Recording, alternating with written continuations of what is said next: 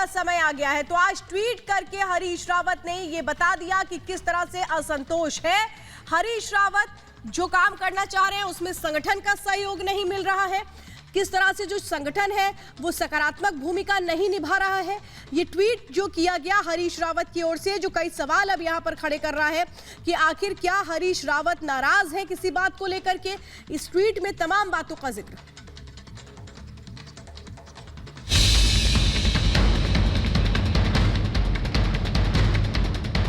Scindia captain के बाद क्या रावत का नंबर?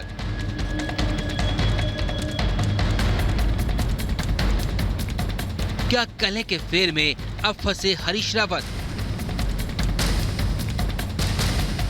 कांग्रेस पार्टी में आखिर कौन है मगरमच्छ? कांग्रेस के दिग्गज नेता हरीश रावत के एक ट्वीट ने कांग्रेस की अंदरूनी कलह को एक बार फिर सार्वजनिक मंच पर लाकर खड़ा कर दिया है। कांग्रेस के वरिष्ठ नेता और उत्तराखंड के पूर्व सीएम हरीश रावत ने ट्वीट के जरिए कांग्रेस नेतृत्व पर गंभीर सवाल खड़े किए हैं। हरीश रावत ने ट्वीट कर लिखा, जिनके आदेश पर तैरना है उनके नुमाइंदे मेरे हाथ पांव बांध रहे हैं। मन में बहुत बार विचार आ रहा है कि हरीश रावत अब बहुत हो गया, बहुत तैर लिए, अब विश्राम का समय है। सत्ता ने वहां कई मगरमच्छ छोड़ रखे हैं। हरीश रावत ने एक के बाद एक कुल 3 ट्वीट कर आला कमान पर सवालों के तीखे बाण छोड़े और आखिरकार विश्राम तक की बात कह डाली। आला कमान पर ट्वीट के जरिए निशाना साधने वाले हरीश रावत चंद मिनटों के अंदर ही पत्रकारों के सामने आए, लेकिन जब इस मुद्दे पर सवाल किए गए तो उन्होंने फिर कभी कहकर टाल दिया। जो मैंने बातें ट्वीट के जरिए कही हैं उस पर मैं अलग से कभी बात करूं। सर वो बता दीजिए।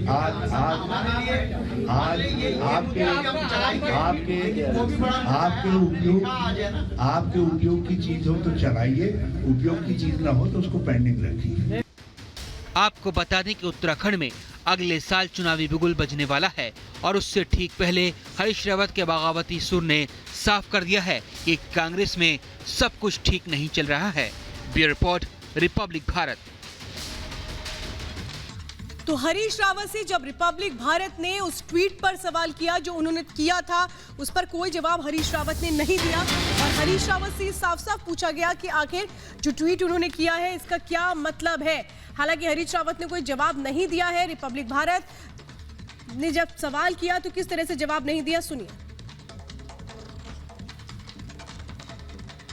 संगठन नकारात्मक भूमिका निभा रहा है सर। नए साल में कुछ नया सर, क्या कुछ कहेंगे सर? आपने ट्वीट किया है सर फेसबुक में। सर संगठन साथ नहीं दे रहा। हरीश रावत का नेतृत्व चेहरे की बात हुई थी सर, आपने काफी समय से मांग की थी चेहरा घोषित किया जाए सर। संगठन एक मिनट सर।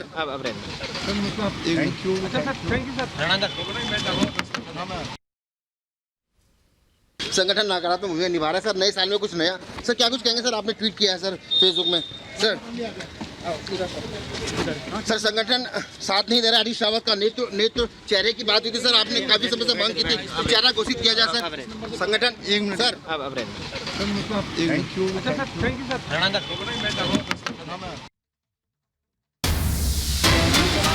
तो हरीश रावत की प्रेशर पॉलिटिक्स, आलाकमान पर दबाव बनाने की रणनीति हो रही है। सूत्रों के हवाले से बड़ी खबर है, सीएम पद का चेहरा बनना चाहते हैं हरीश रावत और इसीलिए क्या ये प्रेशर पॉलिटिक्स शुरू हो चुकी है, टैक्टिक्स अपनाई जा रही है। प्रेशर टैक्टिक्स जो अब शुरू हो चुकी है ट्विटर के जरिए। हरीश रावत ने जिस तरीके की बातों को लिखा है वो एक तरफ उनके असंतोष को दिखाता है, नाराजगी को दिखाता है, लेकिन जो सूत्रों के हवाले से बड़ी खबर आ रही है वो ये है कि ये प्रेशर टैक्टिक्स है। हमारे साथ रतन नेगी मेरे सहयोगी इस वक्त जुड़ चुके हैं।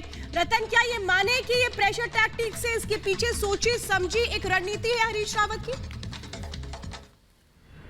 देखिए, हरीश रावत का ये प्रेशर पॉलिटिक्स गेम है। हरीश रावत काफी समय से ये चाहते हैं कि उत्तराखंड में जो कांग्रेस हाईकमान है वो हरीश रावत को चेहरा घोषित कर दे, यानी कि वो उनके नेतृत्व में चुनाव लड़ा जाए। ऐसा नहीं हुआ, क्योंकि इससे पहले की बात कीजिए, इससे पहले प्रदेश अध्यक्ष प्रीतम सिंह थे, नेता प्रतिपक्ष इंद्र हरदेसी, और वो दोनों ही मिलकर चाहते थे कि हरीश रावत को चेहरा घोषित न किया जाए। हालांकि बीच में इंद्र हरदेश का इंतकाल हो गया, फिर हरीश रावत ने और यह तमाम कांग्रेस के नेताओं के बीच बातचीत हुई और तालमेल बिठा करके जो प्रदेश अध्यक्ष प्रीतम सिंह थे उनको नेता प्रतिपक्ष इंद्र प्रदेश की जगह बनाया गया और गणेश गोदियाल को गढ़वाल से कांग्रेस का प्रदेश अध्यक्ष बनाया गया। लेकिन देवेंद्र यादव जो कांग्रेस के प्रभारी है, उनके साथ हरीश रावत की बहुत तगड़ी खटपट इस वक्त हो चली है।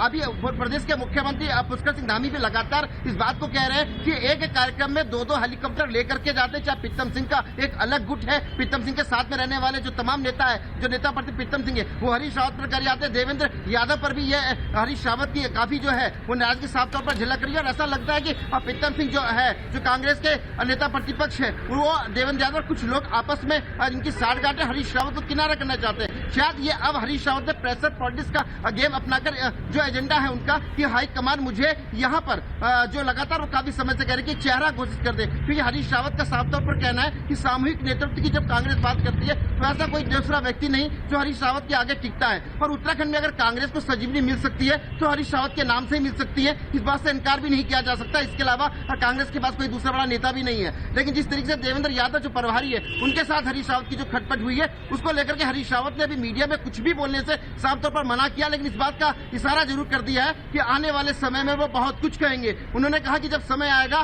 मैं बहुत कुछ कहूंगा। तो कह सकते हैं हरीश रावत ने एक तरह से प्रेशर पॉलिटिक्स का जो गेम है वो खेला यहाँ पर है। जी बिल्कुल रतन, ये भी तो एक बहुत अहम बात ये है कि हरीश रावत उत्तराखंड के मुख्यमंत्री रह चुके हैं। एक बार उनके नेतृत्व में कैसे सरकार बनी थी ये भी पता है सबको, लेकिन सवाल ये है कि क्या हरीश रावत को लगता है कि अब वो विश्वास आलाकमान उन पर आगे नहीं जता सकते, इसलिए प्रेशर पॉलिटिक्स?